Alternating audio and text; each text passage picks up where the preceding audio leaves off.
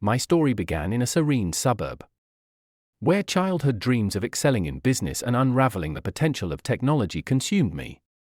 I was captivated by the notion that innovation could simplify everyday life. After college, I threw myself into creating a startup that pioneered cutting-edge surveillance technology. The company flourished, and landing a pivotal contract with the Department of Defense became the gateway to a series of lucrative ventures. Amid my rising career, I crossed paths with Emily at a professional mixer. She was an enchanting accountant with a laugh that could brighten the darkest room. Our connection was instantaneous. And within a year, we were married. 2 years later, we welcomed Chloe into our lives.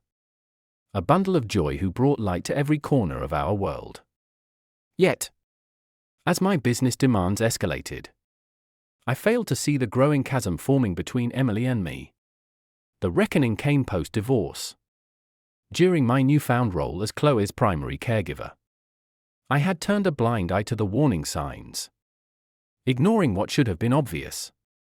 My wake-up moment arrived at my grandfather's funeral after his unexpected heart attack. The day after the service, as we packed to leave my mother's house, I fastened Chloe into her car seat and asked, "Would you like your shoes off, sweetheart?" Her usual cheerful yes, please, was an irresistible charm I adored. I unlatched her small Mary Janes and, knowing her preference as well, removed her socks. Her toes wriggled happily in freedom, and I couldn't resist tickling her tiny feet. Her melodic laughter filled the air as she kicked playfully, a cherished ritual for us both. These shared moments had become a lifeline, more meaningful than ever. Just as nostalgia began to settle in, Chloe broke my reverie. "Daddy?" she asked as I carefully placed her shoes on the seat, tucking her socks neatly inside. "Yes, pumpkin," I replied, my gaze softening at her thoughtful pause. "Why does a mommy love us anymore?" she asked, her innocent voice slicing through the stillness like a blade. I froze, momentarily at a loss for words. "Sweetheart, your mommy loves us both very much. Especially you," I said, choosing my words deliberately. "She loves you more than anything in the world." For a fleeting moment, her eyes sparkled with hope, only for it to dim as she quietly responded, "But she didn't say goodbye to Grandpa." I echoed what Emily had told me. "She had to work." "Honey," I said gently, though it felt like a hollow excuse, "Mommy will be home when we get there." "Does she have to work at night too?" Chloe asked, her curiosity mingled with confusion. I hesitated, then replied, "No, baby girl. I think Mommy's finishing her big project. She'll have more time for us soon." Hoping to shift her focus, I buckled her seatbelt, kissed her forehead, and closed the door. On the long drive home, Chloe drifted into sleep. Her poignant question replayed in my mind, stinging like an old wound reopened. If even Chloe had noticed, the distance wasn't just in my imagination. Emily had made her dissatisfaction clear during our last conversation about her frequent outings. When we reached home at dusk, Emily was already there. Chloe bounded upstairs, eager to recount stories about her cousins. I followed, my mind swirling with unease. Emily sat before her vanity in nothing but her underwear, meticulously applying makeup. She greeted me with a perfunctory kiss on the cheek, a gesture so devoid of warmth that I couldn't remember the last time she'd shown real passion. I sat on the bed as Chloe tried to engage Emily, only to be met with disinterest. Eventually, even Chloe retreated to her room. Emily remained focused on her reflection, adjusting her hair and eyeliner with precision. "What's going on, Emily?" I asked finally, struggling to contain the tension building inside me. "What do you mean?" she responded, her tone laced with feigned innocence. "I's never leaving the mirror. We've been back 10 minutes. And you're already heading out," I said, unable to hide my frustration. She sighed dramatically. "You know I go out with the girls on Friday nights," she said, her tone rehearsed and defensive. "Actually," I countered sharply, "you're out most Fridays, Saturdays, some Sundays, and even Wednesdays. It's starting to feel like one continuous night out." Chloe's bedroom door shut softly in the background. So I closed ours as well. Emily turned to me, her expression an unreadable mask. I moved closer, gently taking her hands in mine. "Emily," I said, my voice trembling. "Chloe asked me today why you don't love us anymore. I need to know. Do you still love me?" Her eyes narrowed briefly, a crack in her polished facade. Then she softened, leaning into me. "Of course, darling," she said quietly. "I love you more now than when we first married." Her words felt more like an echo than a reassurance. "Then stay home tonight," I urged. "Let's put Chloe to bed early. Dim the lights. And open that bottle of wine. You could wear the black lace camisole I gave you for Valentine's Day." Her initial agreement shifted into resistance at the mention of the lingerie. She stiffened, attempting to withdraw. But I held her wrists firmly. "Emily," I said, locking my eyes with hers. "Are you cheating on me?" Her reaction betrayed her. A flicker of alarm flashed in her gaze, and the corners of her mouth tightened ever so slightly. "Don't be absurd," she protested weakly. "I could never love anyone but you." She leaned in, kissing my neck while carefully avoiding her hair. But the icy chill that ran down my spine remained. Emily pulled back, patting my arm absent-mindedly. Glancing at the clock, she said, "I really need to go. I'll be late. I promised the girls I'd go tonight." Emily said curtly, "Maybe tomorrow." "Emily, tonight. We need time together," I replied, my frustration simmering just below the surface. "Tell them you'll catch up another time and stay here with Chloe and me. Please." Emily pulled away, moving toward the closet and selecting a short skirt. "I can't just cancel on all my friends," she said sharply. "Why would you expect me to? Why would you want me to let them down? Why would you want to let us down?" I shot back, my voice growing sharper. "Don't Chloe and I matter to you anymore?" Her eyes narrowed. "A storm brewing. I told you. Tomorrow. I'm entitled to some time for myself. I need space without you smothering me," she snapped. "I'm not your maid or your property." The argument escalated. Emily insisted she was an independent woman and that her freedom was non-negotiable. I reminded her how much space she already had, how I'd supported her decision to return to work after Chloe was born, even though my income alone could more than sustain us.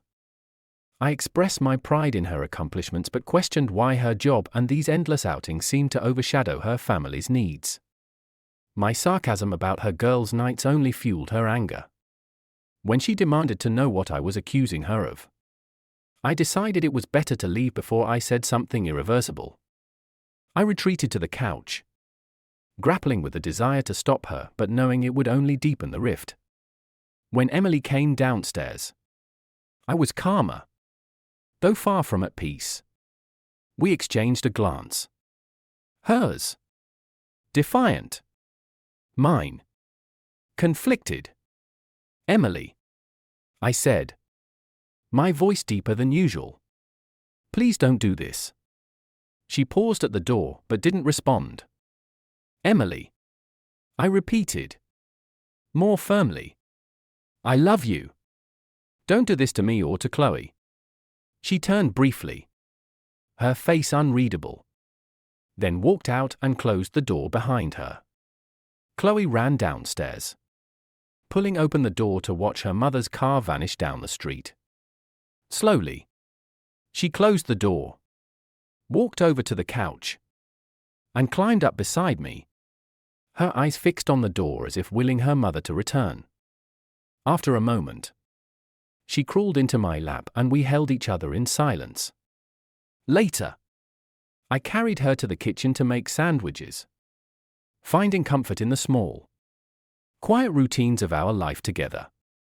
The weekend was tense. Emily returned early Saturday morning, hungover and irritable, after enduring her bad mood for hours. Chloe and I escaped to the park, staying out until well after dinner. When we returned, Emily was furious. You abandoned me all day, she snapped. You abandoned Chloe first. I shot back. Get used to the two of us spending time together and enjoying it. If you can't handle that, stay quiet. Emily was stunned by my tone and fell silent. For the rest of the evening, she focused her attention on Chloe. That night, I tried to bridge the emotional gap between us, but Emily's upset stomach derailed my efforts. The following evening, she was entirely unresponsive, and I gave up, retreating to the shower to calm down. By Monday morning, I left the house before Emily woke, forcing her to handle Chloe's morning routine, a task she particularly disliked. Before leaving, I activated a surveillance system I'd installed in the basement. It recorded phone conversations and intercepted cell calls within a 150-foot radius. I knew this wasn't strictly legal, but I needed clarity and peace of mind. The house was already wired with cameras in almost every room originally installed to monitor babysitters and our housekeeper. Though we trusted them, I'd always subscribed to a trust but verify philosophy. As I drove to the office, I reflected on how unnecessary the expensive system had become. We hadn't needed a babysitter in months. The thought lingered as I pulled through the tall chain-link fence surrounding the company's campus, reinforced with razor wire after we landed our first defense contract 3 years ago. Now, we have 2 more profitable deals under our belt. I parked and sat in my car, wrestling with my suspicions. My gut told me Emily was unfaithful, but I had no solid evidence. My thoughts were interrupted when I spotted Mike Sanders, one of my earliest hires, walking toward the building. "Morning, Mike," I said as I stepped out, grabbing my notebook and briefcase. My eyes flicked to the company logo on the wall. MBL Industries. Manny Buckland, CEO and President at 34. It was surreal. What had started as a modest tool manufacturing business 12 years ago had evolved into a small but thriving corporation. Our breakthrough came when we began producing motor mounts for home security cameras. Soon, we earned a reputation for quality surveillance equipment among private investigators. 8 years ago, we acquired a company specializing in compact color cameras with impressive optical zoom, selling complete packages statewide and online. From there, we expanded by acquiring several private investigation agencies, creating a new division, Summit Intelligence Agency, with branches in 3 cities. MBL Industries was thriving, though we operated under the radar. Inside my office, I mindlessly signed off on paperwork, a task my office manager, Ruth, normally streamlined for me. Ruth was indispensable, the glue holding our operations together since the company's early days in a refurbished warehouse. I often teased her by calling her Radar, a nickname she'd counter with a quip about Colonel Potter. To keep her happy, I paid her as much as a vice president, something only she and I knew. Ruth, I said as she brought in my first mug of coffee. Can you ask Tom Fisher to come see me? Sure, she replied, giving me a curious look. Should I say why? I shook my head but paused, reconsidering. Ruth had been like a second mother to me. Just tell him I need to discuss becoming a customer, I said slowly, avoiding her gaze. Emily hesitated, then said softly, I'm so sorry, Manny, before quickly leaving the office. I sat back, wondering what she had picked up on. Ruth had understood my request without me needing to explain further. And Tom, who headed our surveillance and private investigations division, had just arrived. What's going on? Tom asked as he shut the door behind him. I motioned for him to sit. He took a sip of his tea while I struggled to form the words. Tom, I began cautiously. I think Emily might be getting into something she'll regret. He let out a sigh, his expression clouding. Ah. Hell. Manny, he muttered. I'm really sorry to hear that. We both sat in heavy silence for a moment before he set down his mug and stared at his hands. Well, he said finally, we've got the tools to figure it out. I'll free up our top people for this. I'll need her work schedule, cell number, computer logins, and credit card details. Anything you've got. I nodded, reluctantly pulling my briefcase closer. On Sunday, I had prepared for this by copying Emily's account numbers and other key information. Despite my reservations about using company resources for something so personal, I trusted Tom's judgment. He would ensure the best team was on the case. To keep everything above board, I had Tom set me up as a paying client of some intelligence agency, using my personal account to avoid any issues with auditors. We discussed tracking Emily's movements, identifying who she spent time with, and learning what they were doing. It felt invasive, but after the pain of the weekend and the growing emotional distance, I needed clarity. If she was innocent, she'd never know about the investigation, and maybe we could salvage our marriage. But if she was unfaithful, I had to face the truth. By midday, Tom's team had installed a microphone under the driver's seat of Emily's Lexus, along with a GPS tracker in the trunk. Since the car was in both our names, I provided the key to access it at her office downtown. Tom assigned 7 of his top agents and 5 rental vehicles to the operation, ensuring discretion. He even hired a freelancer to start working at Emily's accounting firm the following week. Let us handle this, Tom advised as we wrapped up. You stay out of it. Act normal around her, and I'll keep you updated at key points. That evening, after listening to intercepted phone conversations, I called Tom from the basement. My voice was thick with emotion when he picked up on the second ring. Tom, I said, struggling to keep steady. Manny, he asked, alarmed. What's going on?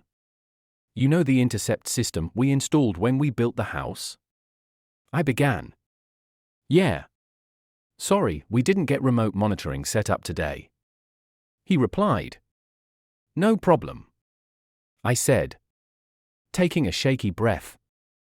I recorded a conversation around 7 o'clock tonight between Emily and a man named Alex. He talked about. I swallowed hard. Screwing her brains out again soon.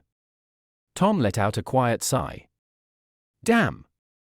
Manny. I'm so sorry. I felt a crushing weight on my chest as I fought back tears. It's real. Tom. She's having an affair. I just don't understand why. Let's shift focus, Tom said gently. I already decided. Tomorrow, I'm calling Maurice to begin divorce proceedings. I need you to gather every bit of evidence we can. Maurice Jackson. Our company lawyer was also my personal attorney. You've got it, Tom said slowly. I'm really sorry, Manny. I know this isn't what you wanted to hear. Thanks, I replied, mustering some resolve. But this is on Emily.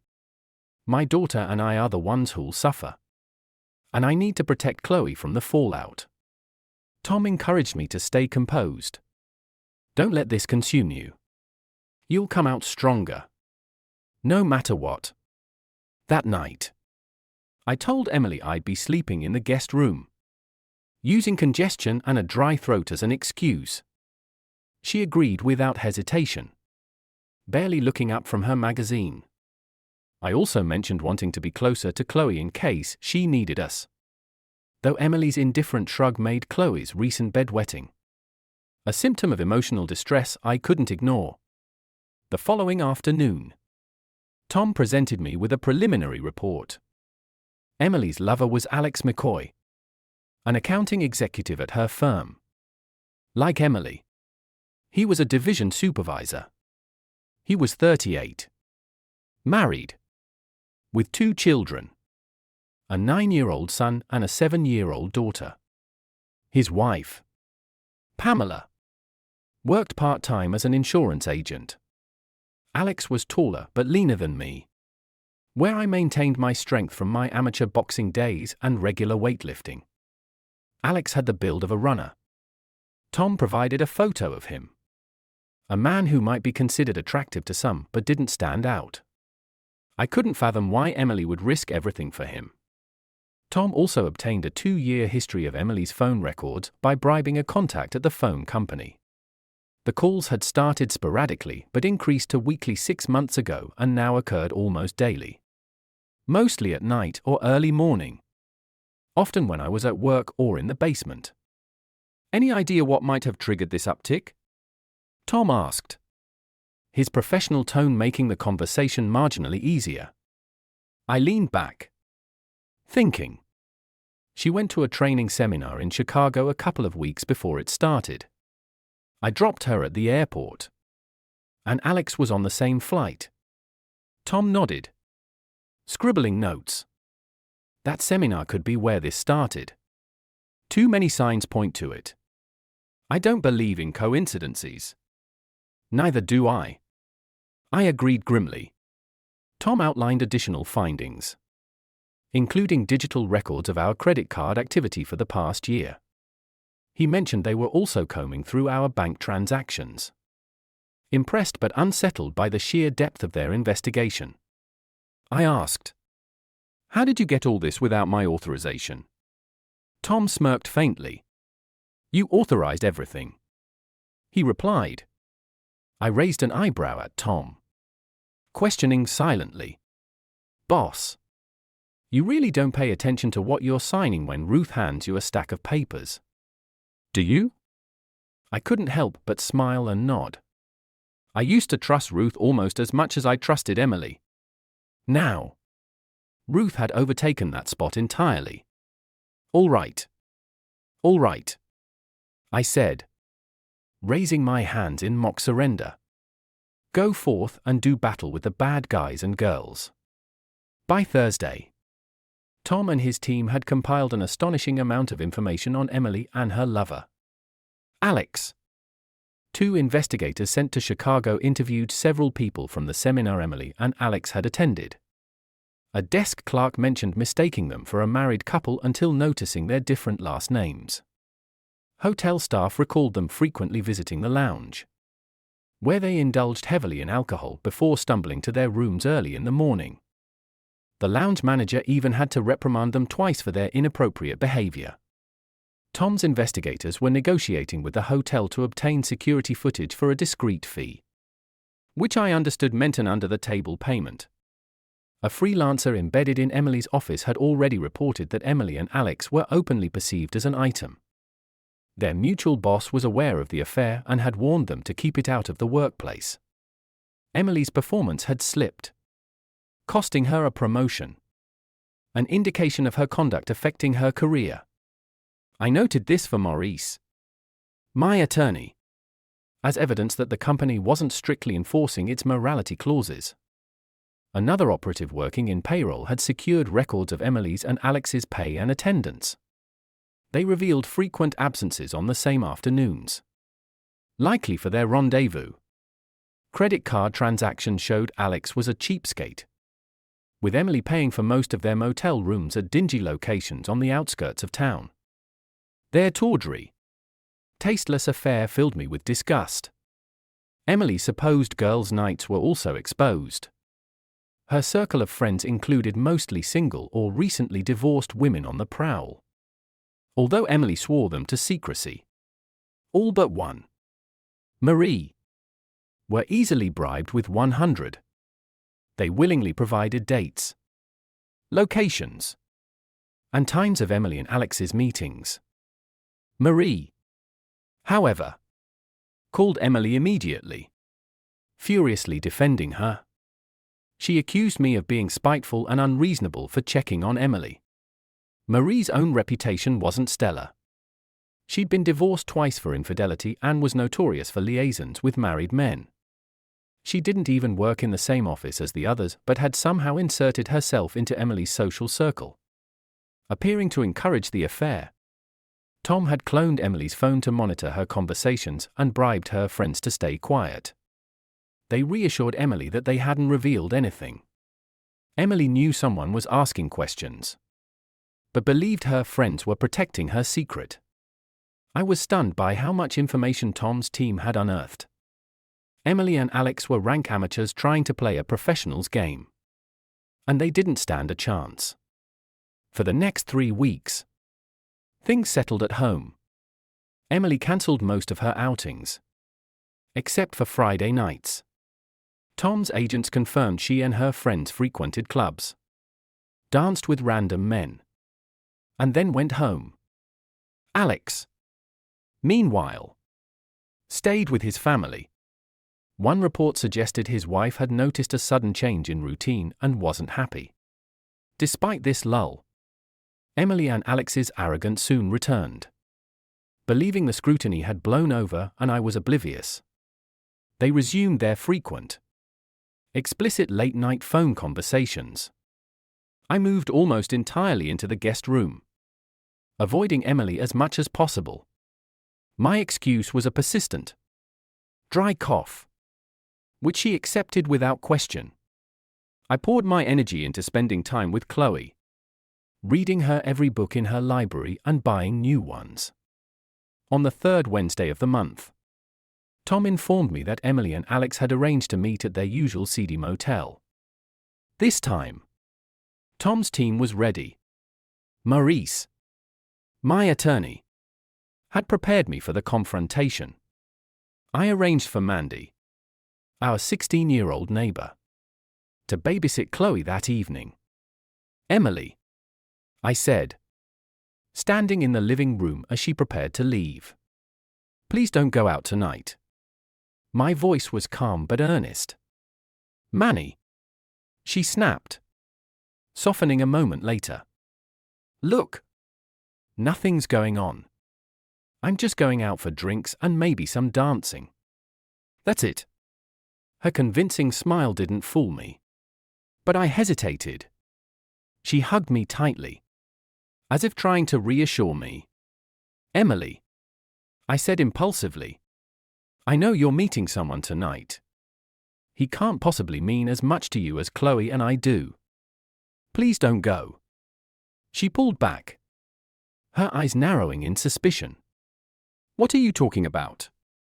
She asked indignantly, but her voice wavered. I just know.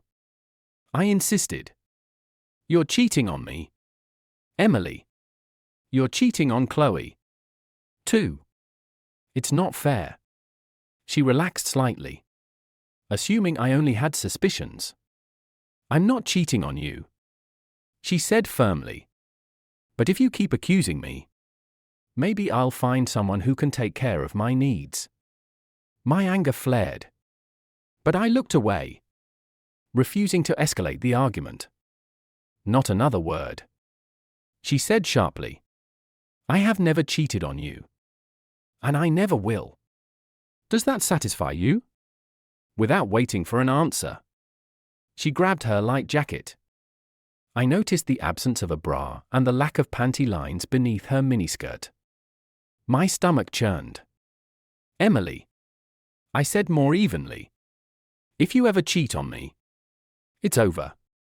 Remember what we said when Georgia and Sam broke up last year? Her hand paused on the doorknob. Then, in a measured tone, she replied, I told you. I don't want anyone but you. And I never will. She opened the door and walked out without looking back. 20 minutes later, I joined Tom and 3 of his best operatives in a room across from the motel. Emily and Alex, wary of being followed, had been driving aimlessly. Their destination was never in doubt.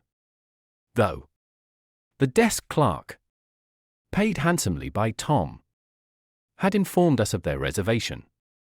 As they pulled into the parking lot, the pair failed to notice the dark van parked nearby.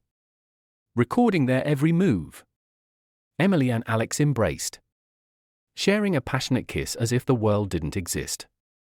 Tom glanced at me. Manny, this is going to get worse. I nodded, though my lips felt dry. Do you have anything to drink? Tom misunderstood and handed me a Valium. This'll help, he said, along with a soft drink from the cooler. Hidden cameras in the motel room's air conditioning vent recorded everything.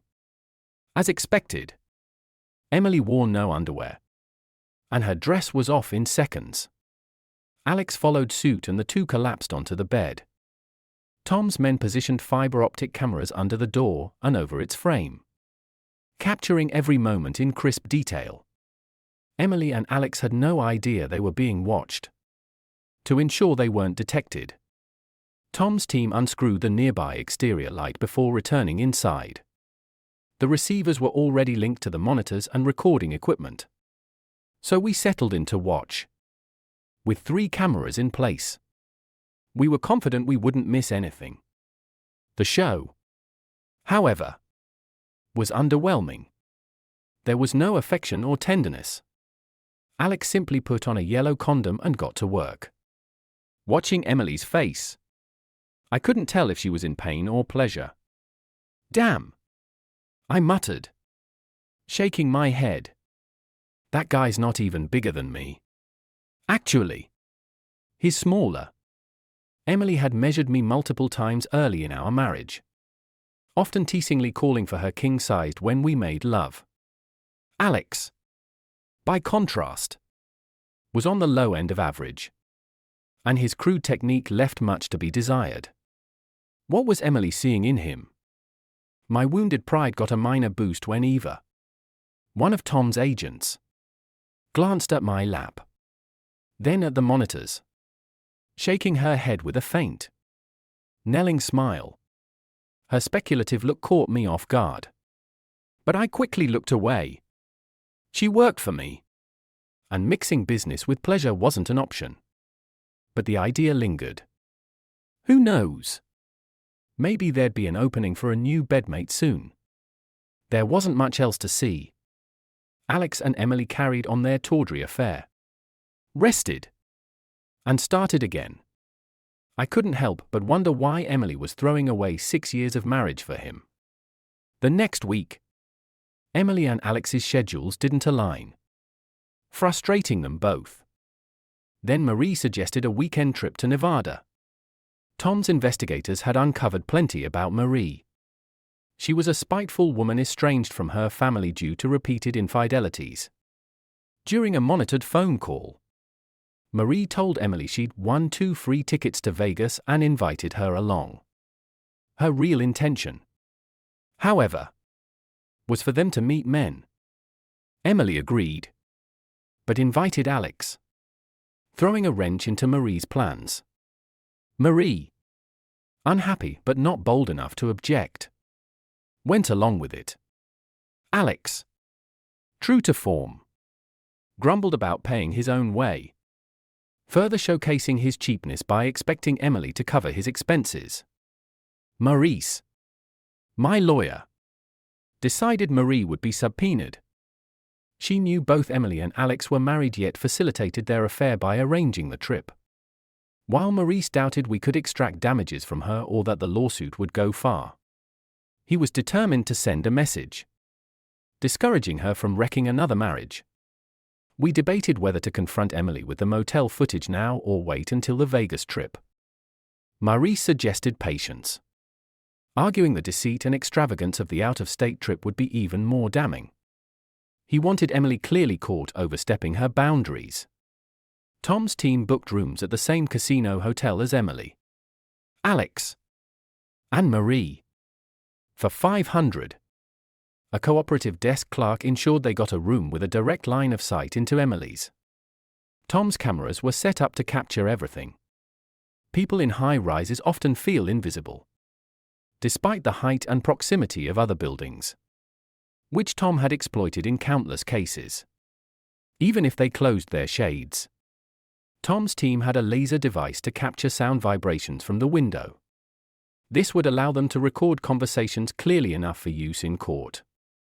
Part of the plan included a scripted phone call from me, written by Maurice, to make one last attempt at reconciliation. Despite the script, I held on to a faint hope that it might work. I felt physically ill, alternating between hot flushes and chills. Unable to eat all day. Tom left me at home, but I could monitor everything through the cameras. One of the detectives noted that Emily and Alex had nearly worn out a flight attendant by repeatedly ordering small bottles of booze during their flight. By the time they arrived, they were already drunk. Emily, I said into the phone when I saw her through the webcam. She was on her knees and elbows on the bed, with Alex behind her. She contorted to grab the phone from the nightstand, while Marie lounged nearby, enjoying the scene.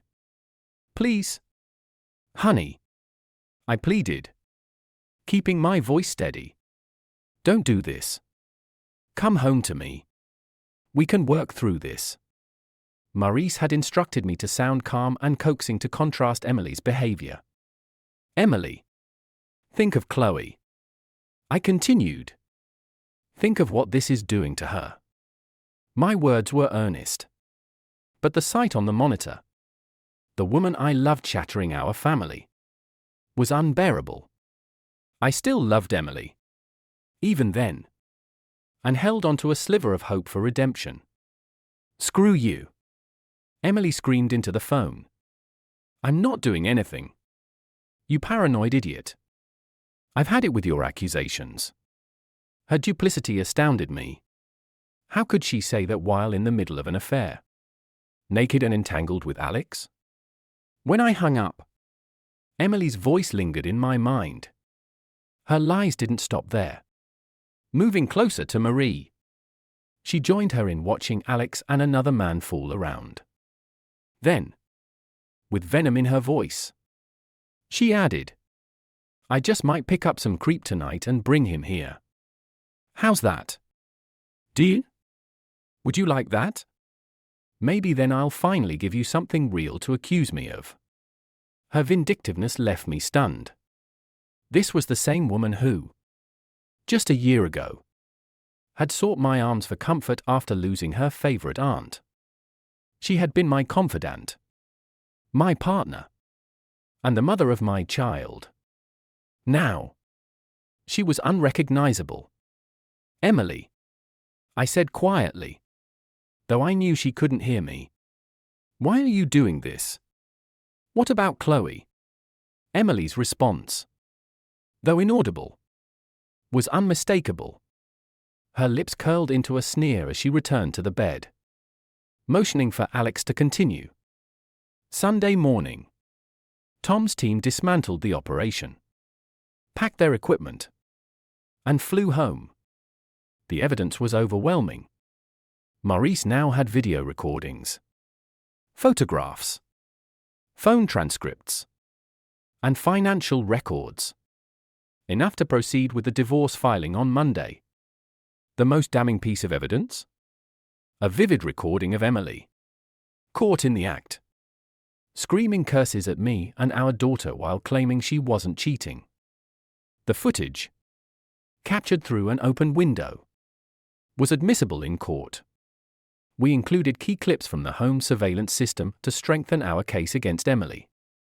The footage was revealing. Her brushing past Chloe as the child ran after her. Her dismissive tone over minor things. And once coldly telling Chloe to get your own breakfast. I don't have time. These moments painted a clear picture of Emily's indifference to Chloe's welfare and her growing detachment. This evidence, combined with everything else Tom's team had gathered, was presented to a judge early Monday morning. The response was swift. The court granted me a temporary restraining order, giving me full custodial rights over Chloe until a family court could review the case. Another order barred Emily from contacting or approaching Chloe in any way. Additional motions were approved without much resistance. A testament to how quickly influence and preparation could turn the tide.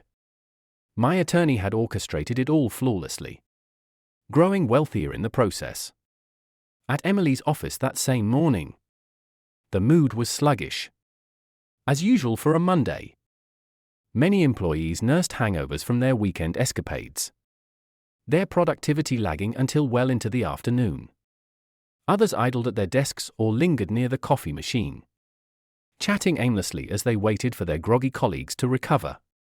It was against this backdrop that a towering man in a grey suit entered the office just after lunch.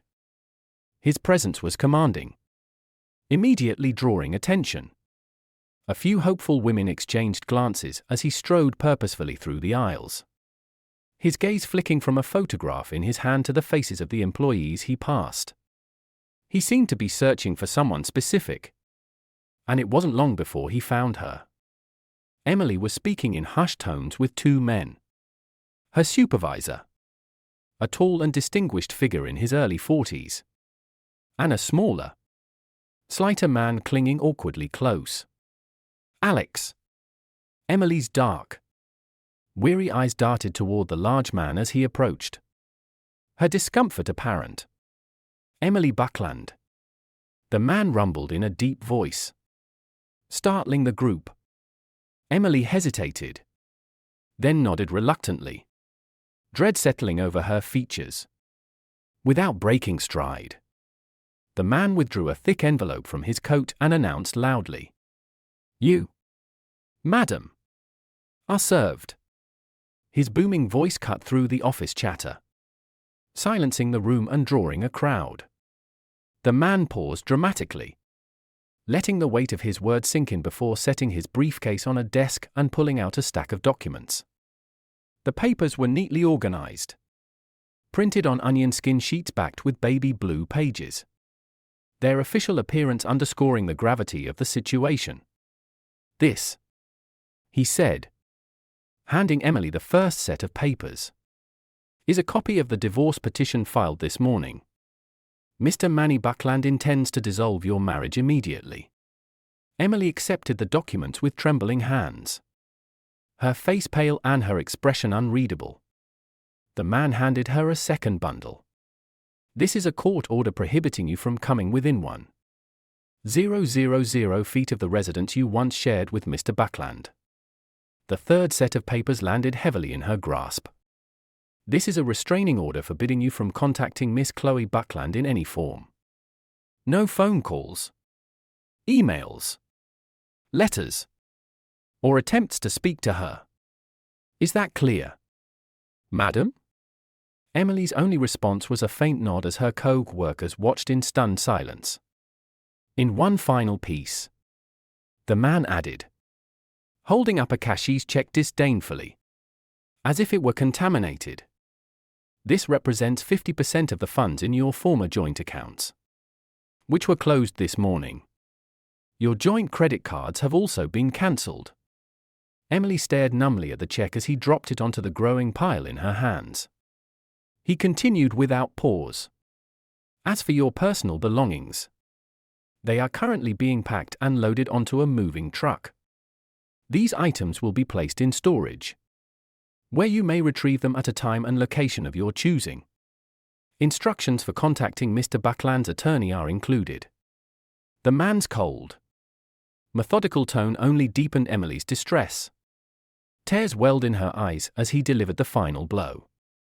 You are no longer permitted to enter the residence. The locks have been changed. And the security codes updated. The crowd of co-workers, initially shocked into silence, began murmuring as Emily visibly broke down. Her knees buckled, and she dropped into a chair, unable to process the full scope of her downfall. But the man wasn't finished. His gaze shifted to Alex, who had been inching toward the door, clearly hoping to escape unnoticed. Alex McCoy, the man barked, his voice resonating through the office. Don't even think about leaving. Alex froze as the man strode toward him, extracting another envelope from his briefcase. You, sir, are served, he declared, slapping the envelope into Alex's reluctant hand. This, the man continued, his tone sharp, is noticed that you have been named as a correspondent in the matter of Buckland versus Buckland. Additionally, you are the respondent in a civil suit for willfully and maliciously interfering in the marriage of Manny Buckland. Alex's face turned ghostly pale. He stumbled back, grasping a desk for support as his co-workers stared. Not yet satisfied, the man turned his attention to Emily's supervisor. You, he said, approaching with yet another set of papers, are being served notice of a lawsuit filed against the company for failing to enforce its morality clauses. The senior vice president, who had known about the affair from the beginning, was similarly served in his office moments later. Watching from the back of the room, I felt detached, almost numb. My face remained impassive, frozen in harsh, unforgiving lines. As Emily crumpled under the weight of her humiliation, I turned and walked out through the double doors without a word. Later that week, Emily came to meet me in a corporate conference room. Sunlight streamed through the tall windows, casting my face in shadow as I lounged in an executive chair. Emily entered hesitantly, her movements awkward and hesitant. Her hair, grown back to shoulder length, framed a thinner face marked by dark circles beneath her eyes. She sat across from me, avoiding my gaze until she finally spoke. Manny, she began softly, her voice trembling. I'm so sorry for what I've done to you and Chloe. I said nothing, letting the silence stretch. I know it's not enough, she continued, tears filling her eyes. But I don't have any other words. I don't even understand why I did it. You haven't begun to suffer, I said coldly, breaking the silence. Not until you've had to explain to a 3-year-old why her mother isn't coming home. Emily broke down, her sobs shaking her thin frame as I continued. She cries herself to sleep most nights, I said, my tone sharp and unforgiving. She screams if I leave her too long, terrified I won't come back. She's not even 4. Emily, can you imagine that kind of fear? Emily couldn't respond, her face buried in her hands. Why? I asked, my voice softening slightly. Why did you do it? I loved you more than life itself. I knew to everything apart. Her tears fell harder as she whispered, I don't know, Manny. I can't undo it. And I'll live with that pain forever.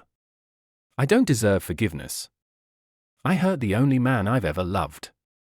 And our baby girl. I leaned back in my chair, watching the broken woman before me. My heart ached for what we had lost. But I knew there was no going back. I considered using the remote on the table beside me to play the damning footage of Emily, drunk and unclothed, screaming curses at me and condemning our daughter to hell. The bookmark scene was easy to find, but it felt unnecessary. She knew it by heart. And so did I. Instead, I slid the remote into a drawer of the nearby credenza, deciding to spare us both. Emily's tears had slowed and eventually stopped. I assumed she was too dehydrated to cry any longer. After several moments of silence, she spoke. Her voice brittle. "I've been seeing a counselor. A psychologist," she began, fingers nervously intertwining. "I'm trying to figure out why I destroyed our lives. Why I hurt so many people." Her words hung in the air before she continued cautiously. "I went to see Stacey McCoy," she said, almost like a confession. That surprised me. "Stacey McCoy?" I echoed. She nodded. "I apologized for what I did to her family." Emily's expression softened, becoming wistful. "She was kind to me. I don't know why." Emily stared down at the wood grain of the heavy conference table, seemingly lost in thought. "Stacey told me Alex always found someone wherever he worked. She got used to it but said this time she'd had enough. She's divorcing him and moving on. She's met someone new. A good man who loves her kids. She told me he's the best thing that's ever happened to her." I already knew Stacey McCoy was divorcing Alex and had a new man in her life. But I hadn't known Emily had gone to apologize. It was a small gesture, but it implied some remorse. A willingness to accept responsibility for her actions. For the first time in months, a glimmer of hope stirred inside me. Was she truly trying to change? "What's the counselor telling you?" I asked, breaking the silence. Emily glanced at me briefly before returning her gaze to the table. "We haven't made much progress," she admitted. "I wish I could say otherwise. But all I know is that something changed when I started drinking heavily." "Were you dazed?" I interrupted. She looked up sharply, holding my gaze for the first time. Her expression was unreadable. After a pause, she said, "I don't know. Maybe." She swallowed hard and dropped her head again. The first time I was with Alex." Her voice faltered. "I was really drunk. But I wasn't dazed," she admitted, her voice growing softer. "And after that, sometimes I wasn't even drunk." Her sobs began anew, but she choked them back quickly. "I wish I had that excuse," she whispered. "But I don't. I'm trying to find the real reasons with my counselor." We sat in silence for a while until I shifted in my chair, prompting her to speak again. "Manny," she began hesitantly. I lifted my chin, raising an eyebrow in question. "Would you?" She paused, her words tumbling out in a rush. "Would you see her?" "My counselor?" "She wants to talk to you. Not about the affair, but to ask you some questions. She thinks you might help her figure out things I haven't been able to explain." I stared at her for a moment, letting her words settle. "I suppose," I said simply. Emily blinked, disbelief etched on her face. "You'll go?" she asked, her voice trembling with emotion. I shrugged. "I'm still your husband," I said somberly. "I'll do what I can to help you, as long as it doesn't harm our daughter." Her eyes filled with sudden hope. And for a moment, I thought about saying something sharp to remind her that reconciliation wasn't possible. But I stopped myself. I would explore anything that might be in Chloe's best interest. I had loved Emily deeply. Completely. Without reservation. That kind of love isn't something you can switch off like a light. But as much as I still loved her, I couldn't overcome the deep betrayal she had inflicted. Love, it turned out, wasn't enough to conquer the wound she had left behind. 6 months later, The divorce was finalized. Despite everything, I didn't prevent Emily from seeing Chloe during the proceedings or afterward. I believed Chloe deserved a relationship with her mother, no matter what had happened between us. Emily made several attempts to reconcile, but I couldn't bring myself to do it. The ordeal had left scars too deep to ignore, and I needed counseling to work through the lingering pain. Therapy helped me find balance, and I reduced my working hours to spend more time with Chloe. About a year after the divorce, Emily left town. She remarried, this time to an accountant. Chloe was part of her new life, and I was invited to the wedding, though I chose not to go. I never remarried. My focus remained on Chloe, dedicating my life to raising her. As the years passed, I found joy in being a father and peace in knowing I had done everything I could for her. The wounds Emily had inflicted never fully healed, but I learned to live with them. In the end, Chloe was all that mattered.